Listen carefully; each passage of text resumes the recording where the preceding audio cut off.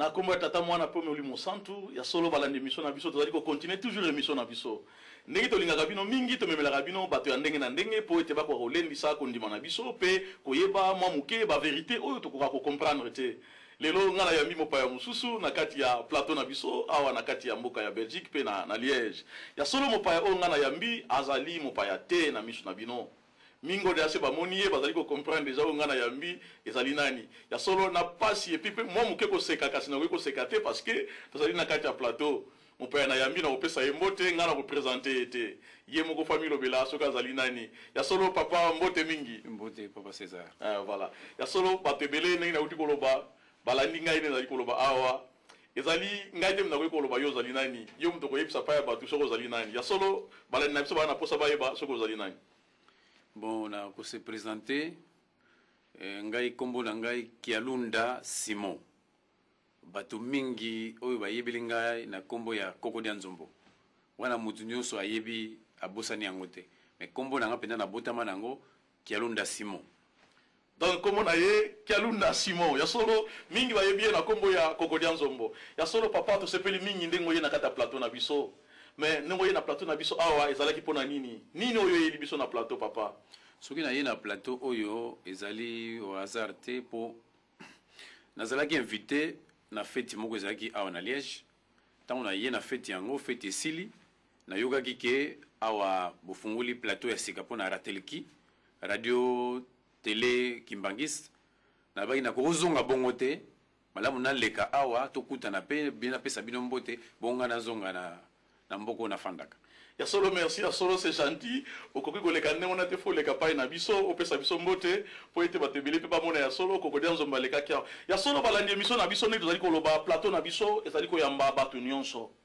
bato ya ndenge na ndenge toponi moto te ozala nani soko lekili biso awa na mboka ya Belgique benga biso telefoni biso yaka kobakela biso mwa muke misu po ete baninga ope bazali balingaka biso bakwa kolanda yo ya solo to sepeli Koko dia Nzombo ndenge kobakela biso misu kasi ya solo oyeka pona kopesa biso mbote te je crois que ata mwa masolo mingi batu mingi bayebaka te Koko dia Nzombo akenda wapi to yebite Koko dia Nzombo ozali wapi sikoyo. Bon na kokoloba les questions no tuninga vraiment eza mutuya po bato ebele bametungisamaka mpona problème na nga bayebaka te naza wapi bolelo na kolimbolela bango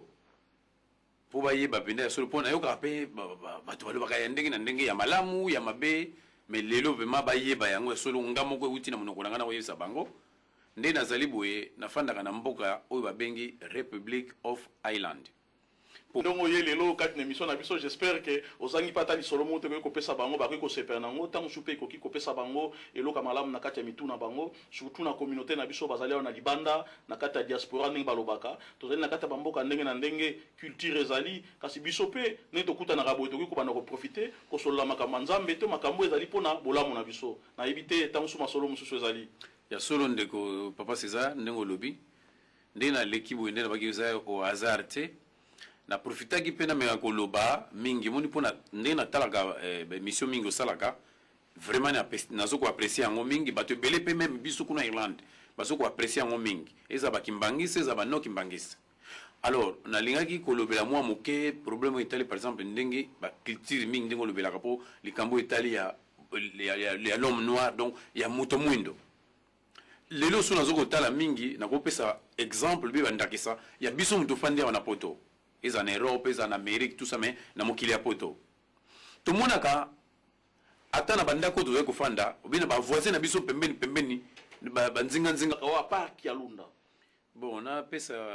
liboso signification parce que moni elo on a ko loba kombo nyoso mutu azwaka ezana tina na yango.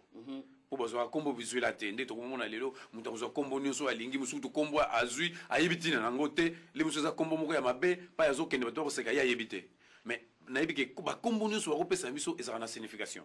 na pesa biso ndakisa exemple ya ngai kombo ya Kialunda bapesinga mpona nini mamo abotinga tango abandaki kobota bana misusu bazokufa ma misusu baza na bomoi mama moko koko moko azalaki pembeni na biso abino mamo azomona pasi mingi suka boti bana le musu mapasa nzuzi na timba bakufi le musu lando atikali ou bien mamo azomona pasi mingi mais mwana ndenge bautu kobota boya mobali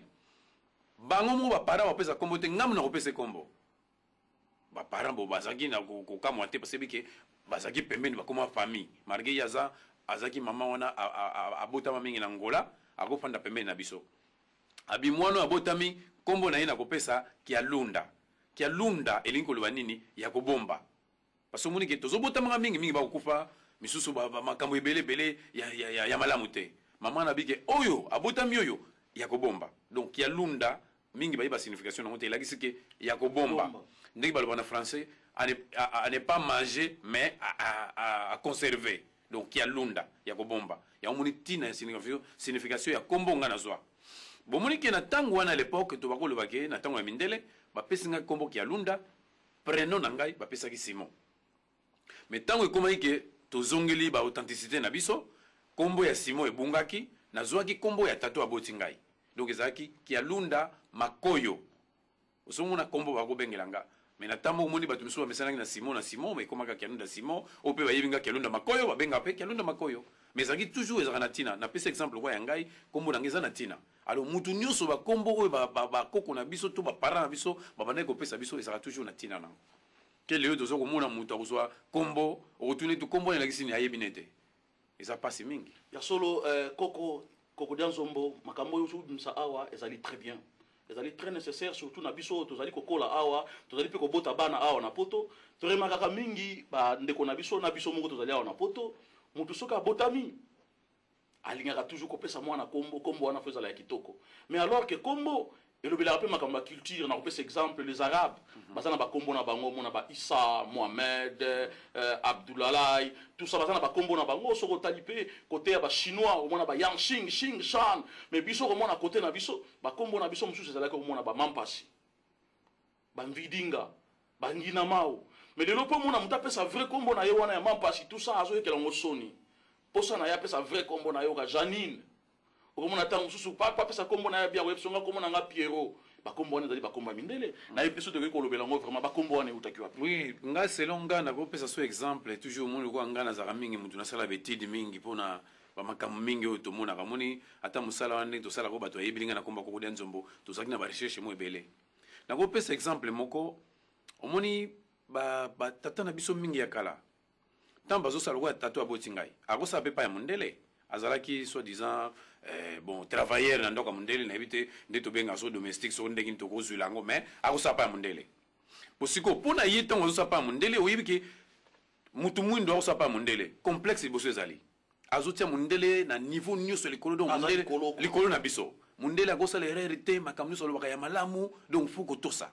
sikoyo na ndenge par exemple ya papa nanga akosala pa ya mondele wana nabi te ke komba Kialunda ewuta kuna mais nakopesa exemple nabi papa oyo anga botanga akosala pe pa ya mondele mais batata mingi bazalaki na baperiode wana bakosala pa ya mindele likanisi nde kozwa nini soki mama aza na mokumba akoprefere akoyebisa mama mwana oyo tokobota mbala oyo